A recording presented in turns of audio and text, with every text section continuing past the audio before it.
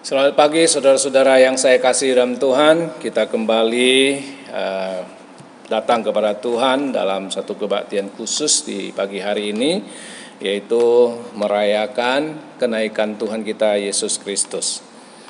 Sebelum lebih jauh, mari kita berdoa. Bapa Surgawi, kami datang kembali kepadamu, mengucap syukur untuk kesempatan demi kesempatan yang Tuhan berikan kepada kami. Terima kasih untuk saat ini, di hari yang khusus ini kami boleh merayakan kenaikan Tuhan Yesus Kristus ke sorga. Momentum ini kiranya memberikan kepada kami makna yang dalam untuk kami boleh semakin kuat dalam mengikuti langkah-langkah Tuhan, dalam kami mengiring Tuhan selama ada di bumi ini. Terima kasih Bapa, kuasai hamba-Mu, sembunyikan dia di belakang salib Tuhan, supaya Tuhan sendiri yang kelihatan, Tuhan yang berbicara kepada masing-masing kami. Terpujilah Tuhan. Di dalam nama Tuhan Yesus kami berdoa dan bersyukur. Amin. Selamat pagi sekali lagi saudara-saudara yang saya kasih dalam Tuhan. Tidak terasa kita sudah 10 kali tidak bisa kebaktian bersama di dalam gereja atau berjemaat bersama-sama. Ini yang kali ke-10 dari tanggal 29 Maret. Saudara-saudara yang saya kasih dalam Tuhan, inilah situasi kondisi yang ada. Tapi biarlah kita tetap mengikuti anjuran pemerintah. Mari kita menjadi warga gereja sekaligus warga negara Indonesia yang baik, yang mengikuti anjuran pemerintah, supaya kita tidak menambah kepusingan pemerintah. Kita mendengar himbauan Presiden kita Jokowi, mari kita berdamai dengan virus corona ini. Saudara yang saya kasih dalam Tuhan, berdamai artinya kita bisa hidup berdampingan nanti bersama dengan virus corona. Enak? Pasti tidak enak ya. Kita harus merubah banyak hal dalam kehidupan kita sehari-hari. Dalam kita beraktivitas, dalam kesemuanya kita harus mulai beradaptasi dengan situasi kondisi yang ada supaya kita tetap survive. Nah, saudara-saudara yang saya kasih dalam Tuhan, kita tinggalkan semuanya itu dan kita tetap dengan konsentrasi yang baik. Kita mau datang kepada Tuhan, kita mau renungkan firman Tuhan pada pagi hari ini. Kita akan merayakan kenaikan Tuhan kita Yesus Kristus dengan renungan firman Tuhan pagi hari ini yang terambil dari kitab Injil Lukas pasal yang ke-24 ayat yang ke-50 hingga ayat 53. Saya bacakan buat saudara sekalian. Demikian bunyi firman Tuhan, judul perikopnya kenaikan Yesus. Lalu Yesus membawa mereka keluar kota sampai dekat Betania. Di situ ia mengangkat tangannya dan memberkati mereka. Dan ketika ia sedang memberkati mereka, ia berpisah dari mereka dan terangkat ke sorga. Mereka sujud menyembah kepadanya, lalu mereka pulang ke Yerusalem dengan sangat bersukacita. Mereka senantiasa berada di dalam bait Allah dan memuliakan Allah. Satu bagian lagi kita baca dari Kisah Para Rasul. Kisah Para Rasul pasal yang pertama ayat 9 sampai dengan ayat yang ke-11. Kisah Rasul 1 ayat 9 sampai 11, firman Tuhan berkata demikian. Sesudah ia mengatakan demikian, terangkatlah ia disaksikan oleh mereka, dan awan menutupnya dari pandangan mereka. Ketika mereka sedang menatap ke langit waktu ia naik itu, tiba-tiba berdirilah 2 orang yang berpakaian putih dekat mereka dan berkata, "Hai orang-orang Galilea, mengapakah kamu berdiri melihat ke langit? Yesus ini yang terangkat ke sorga meninggalkan kamu akan datang kembali dengan cara yang sama seperti kamu melihat dia naik ke sorga. Demikian firman Tuhan. Saudara-saudara yang saya kasih dalam Tuhan, satu demi satu nubuat di Alkitab mengenai Tuhan Yesus digenapi. Mulai dari kelahirannya, kita tahu Yesus lahir di kota Bethlehem dan itu sudah dinubuatkan di kitab Mika. Nah, saudara-saudara yang saya kasih, kemudian kita melihat seluruh kehidupan Tuhan Yesus, kehidupan yang sangat berkualitas walaupun tidak lama. Kita tahu hanya 33,5 tahun ya, 33,5 tahun kurang lebih Yesus hidup di bumi ini. Tapi kualitas kehidupan Tuhan Yesus sungguh luar biasa. Dipenuhi dengan pelayanan yang luar biasa. Hampir dapat kita katakan tidak ada satu detik pun yang Tuhan Yesus sia-siakan dalam menjalani kehidupannya selama ada di bumi ini. Dan pelayanannya yang mengemban misi penyelamatan manusia sungguh luar biasa. Harus dilalui dengan kesengsaraan, penderitaan yang amat sangat. Dan semuanya itu sudah dinubuatkan dalam Alkitab. Hingga dia harus mati di atas kayu salib. Saudara-saudara yang saya kasih dalam Tuhan, tetapi tidak berhenti sampai di situ. Nubuat Alkitab juga mengatakan bahwa Yesus bangkit dari kematian.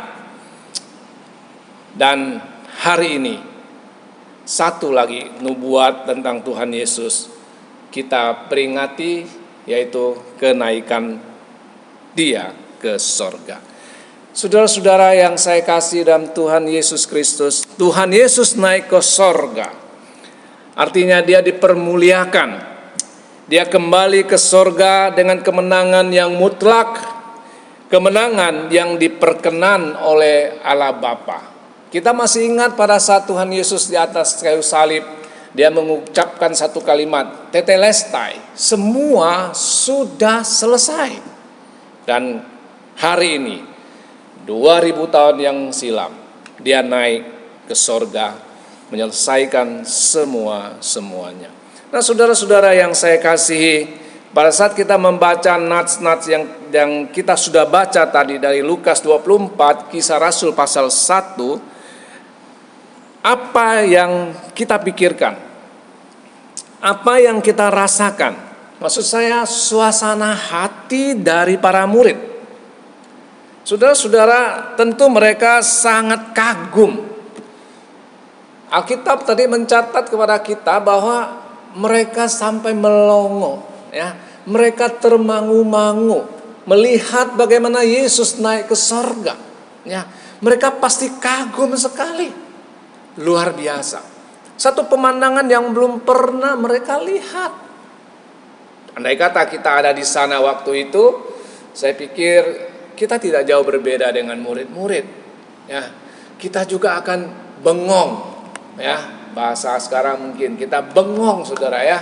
Mungkin mulut kita sampai tenganga melihat sosok yang agung. Ya, Yesus Kristus naik ke sorga, meninggalkan bumi ini. Dia naik terus. Dia naik dengan perlahan pasti, saudara. Ya. Lukas tadi mencatat, sementara dia naik, dia memberkati murid-murid. Ya. Gambarannya ya kita dengan imajinasi kita. Pemberkatan dilaksanakan tentu dengan tangan seperti demikian, saudara. Ya. Jadi waktu Yesus naik ke sorga, perlahan-lahan dia terangkat, saudara. Dengan posisi tangan yang sedang memberkati. Wah, gimana saudara?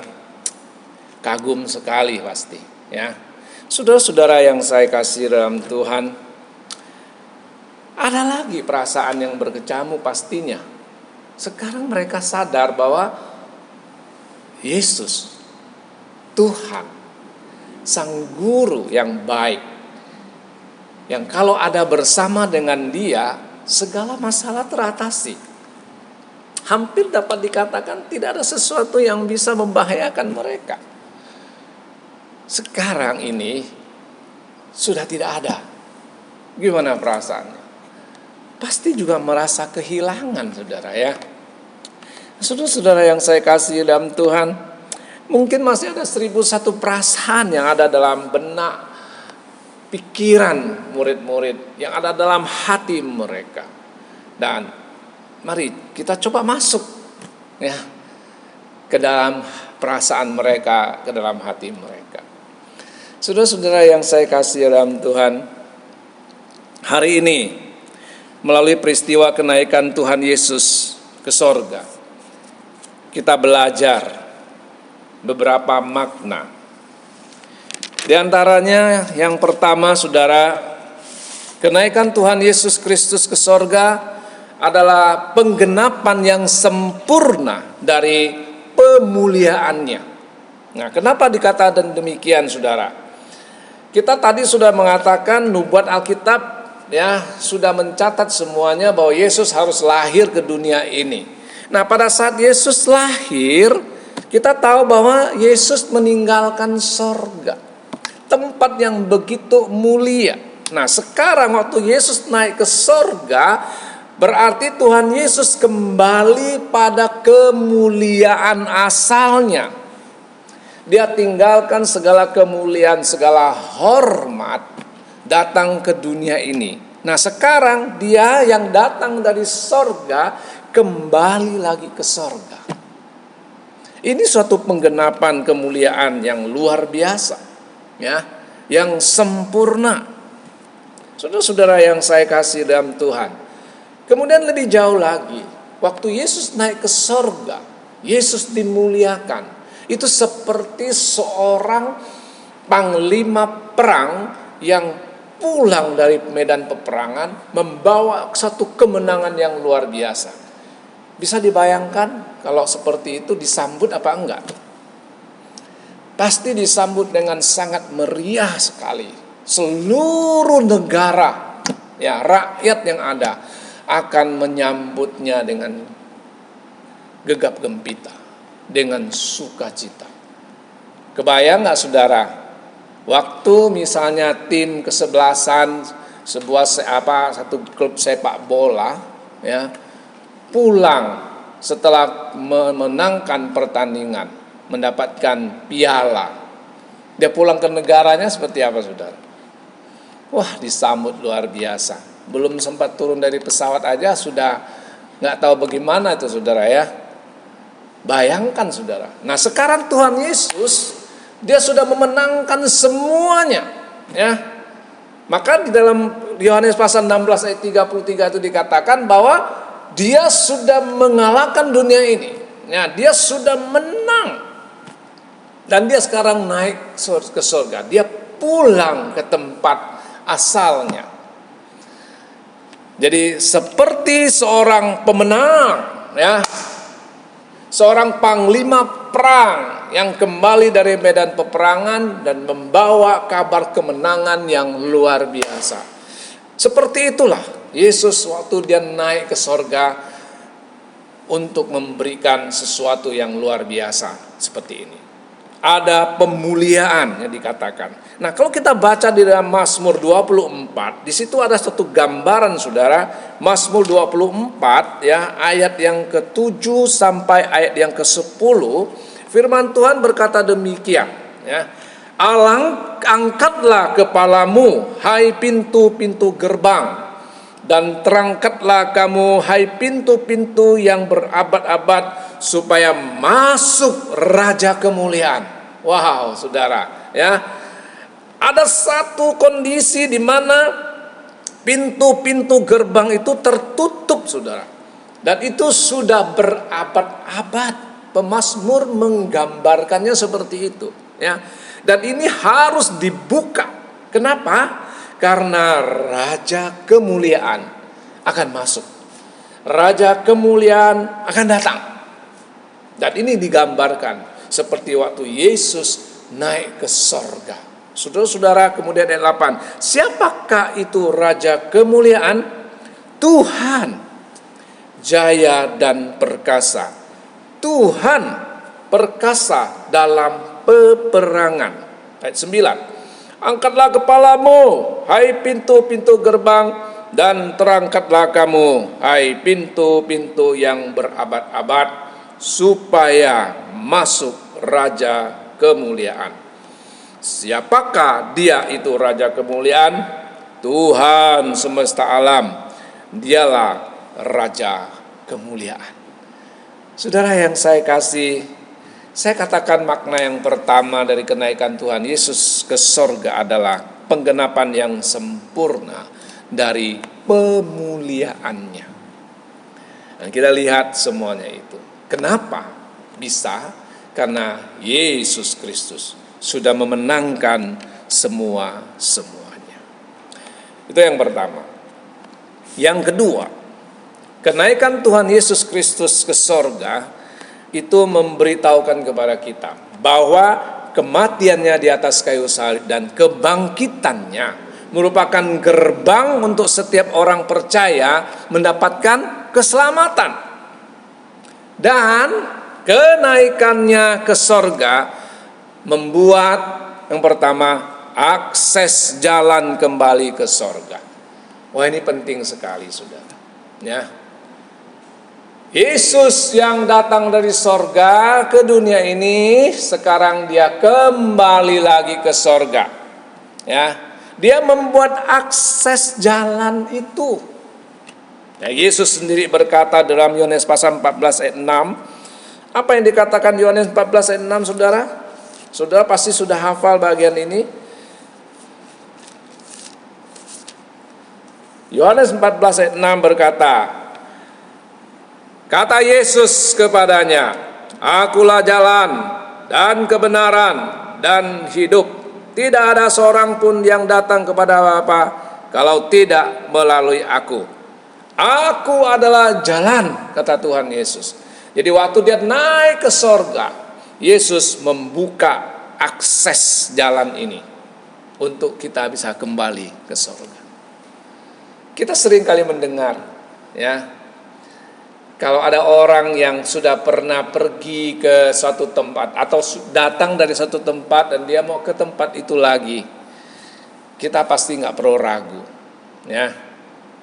Kan sering kita dengar kalau orang Amerika yang datang ke Indonesia dan sekarang dia mau pulang ke Amerika, misalnya ke satu kota di New York misalnya gitu, kita mau ikut pasti nggak ragu, karena dia warga New York, dia datang dari sana dan dia sekarang mau kembali, ya dia pasti tahu jalannya, ya, ketimbang saya, ya kan, yang lahir di Indonesia di satu kota kecil, ya kan, sekarang mau ke kota New York, kamu mau ikut siapa? Ikut saya apa ikut orang Amerika itu? Saudara-saudara yang saya kasihi, ini luar biasa sekali, saudara. Yesus yang datang dari sorga sekarang kembali ke sorga, dia naik ke sorga. Tadi Mazmur berkata, Mazmur 24, pintu gerbang, pintu-pintu itu sudah tertutup berabad-abad lamanya. Ya. Jadi Yesus sekarang membuka semuanya itu lagi. Ada akses jalan kembali ke sorga. Saudara-saudara yang saya kasih dalam Tuhan, jalan itu untuk siapa? Untuk siapa saja, asal mau menerima Yesus Kristus sebagai jalan kebenaran dan hidup. Kemudian selain dia membuka akses jalan itu, saudara, jalan kembali ke sorga, pintu sorga terus terbuka bagi seluruh umat manusia. Tadinya tertutup nih, sekarang terbuka terus.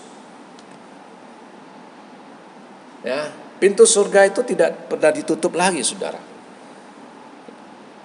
Artinya tersedia bagi siapa saja, tapi dengan syarat tentu. Seperti tadi saya katakan, syaratnya apa? Kalau dia mau menerima Yesus Kristus sebagai Tuhan dan Juru Selamatnya. Karena Yesus sendiri berkata, akulah jalan, kebenaran, dan hidup. Nggak mungkin bisa sampai ke sorga Gak mungkin sampai kepada Bapa yang ada di sorga kalau tidak melalui aku, kata Tuhan Yesus. Nah, itu makna yang kedua buat kita, saudara. Betapa kenaikan Tuhan Yesus itu luar biasa sekali. Yang pertama tadi adalah penggenapan yang sempurna dari pemuliaannya. Yang kedua, memberitahukan kepada kita bahwa Yesus membuka akses jalan kembali ke sorga. Pintu sorga terus terbuka bagi semua umat manusia.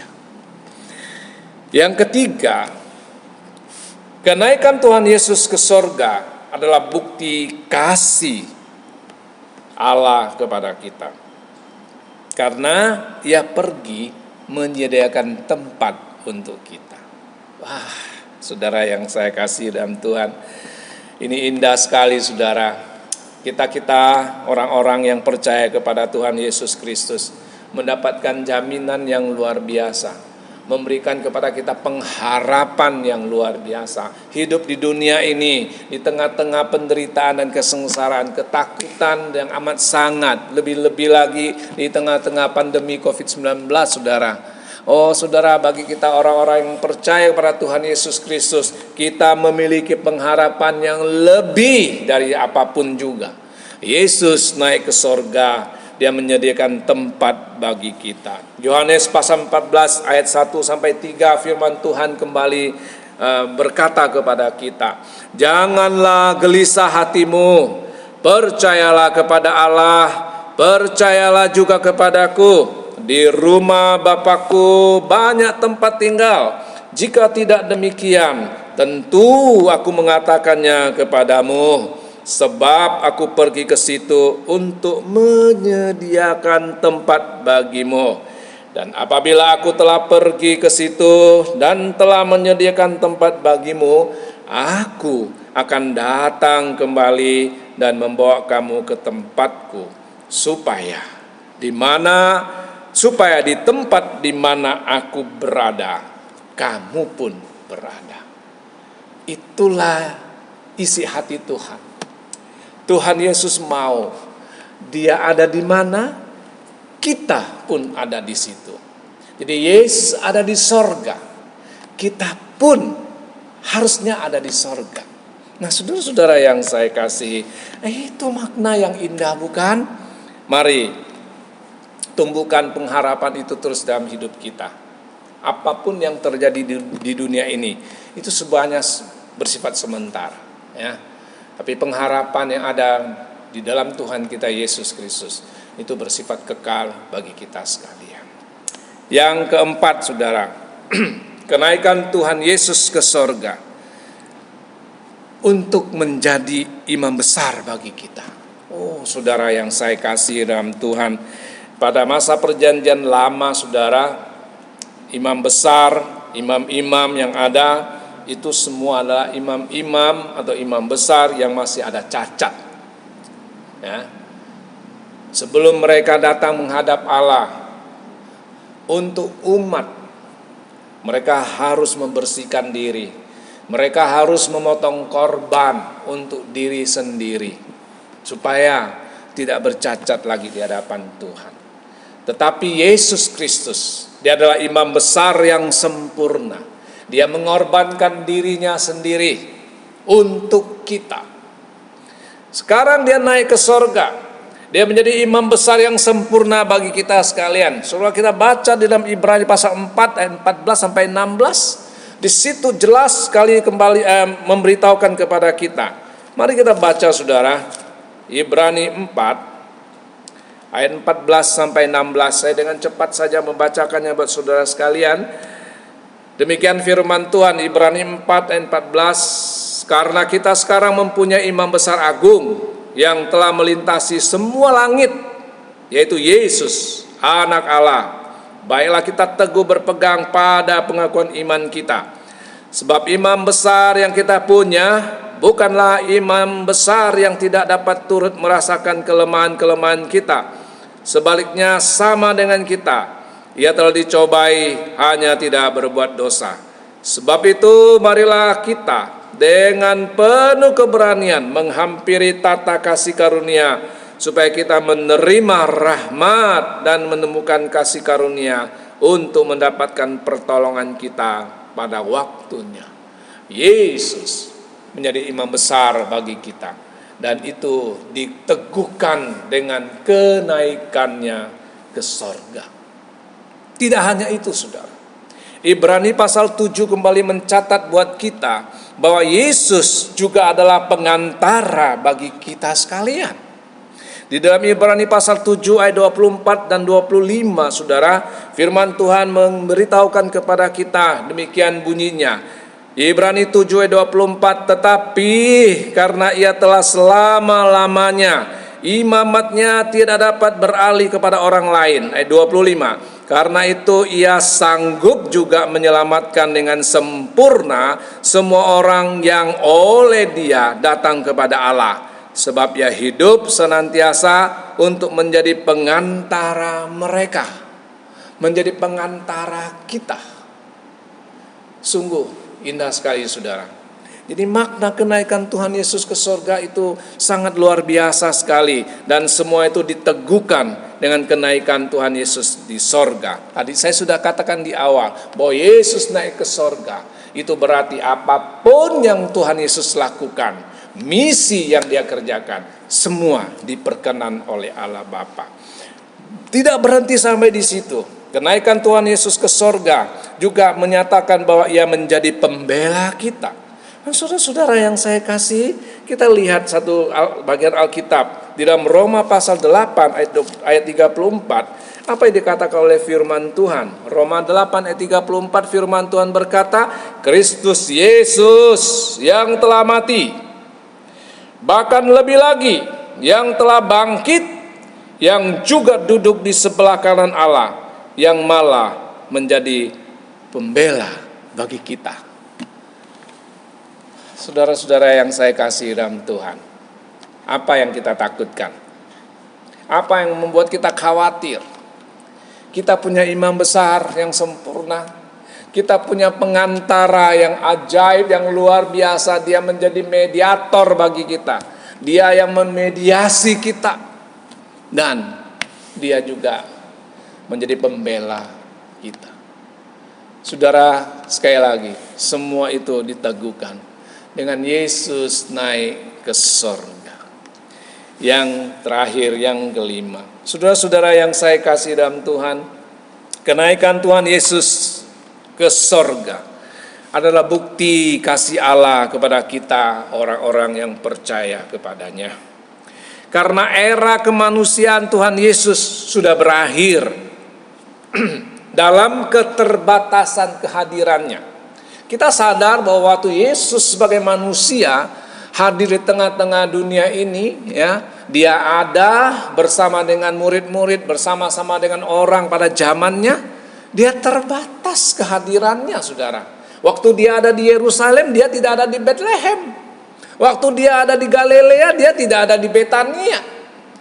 Saudara, itu sudah berakhir.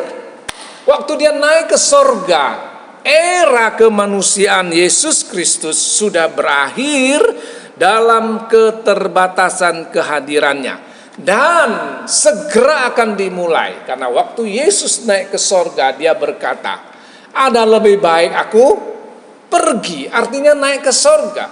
Supaya apa? Supaya setelah aku naik ke sorga, Roh Kudus datang.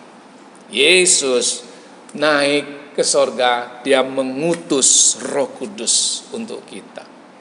Di dalam Yohanes pasal 16 ayat 7, firman Tuhan jelas mengatakan kepada kita. Yohanes 16 ayat 7 berkata demikian, saudara.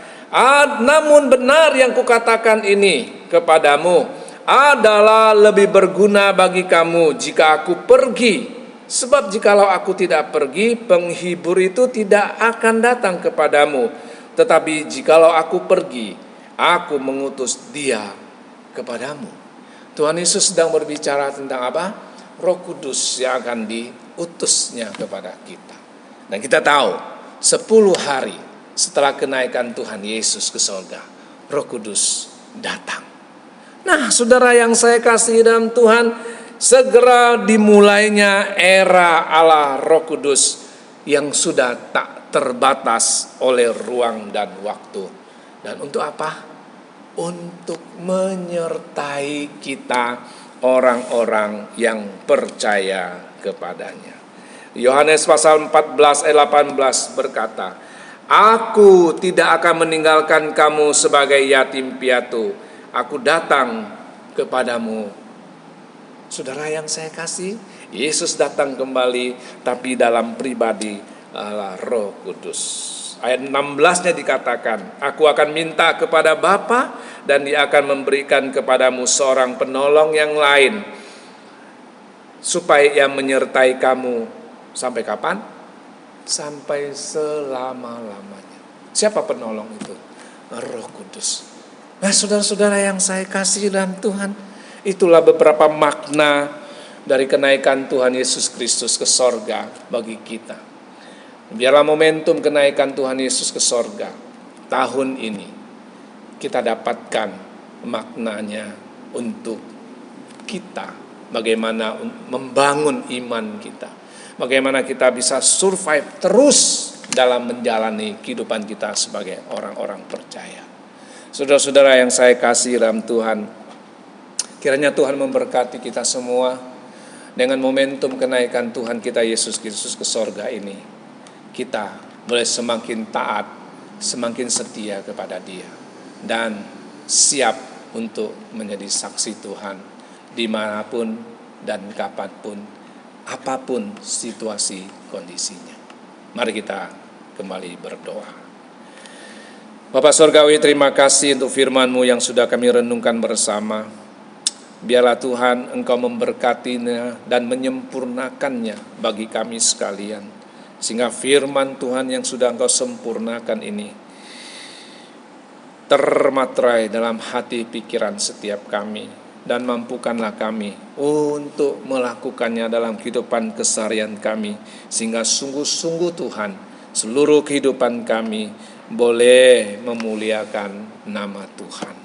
Terima kasih Bapa, hormat kemuliaan hanya bagi nama-Mu. Di dalam nama Tuhan kami Yesus Kristus, kami sudah berdoa dan mengucap syukur. Amin.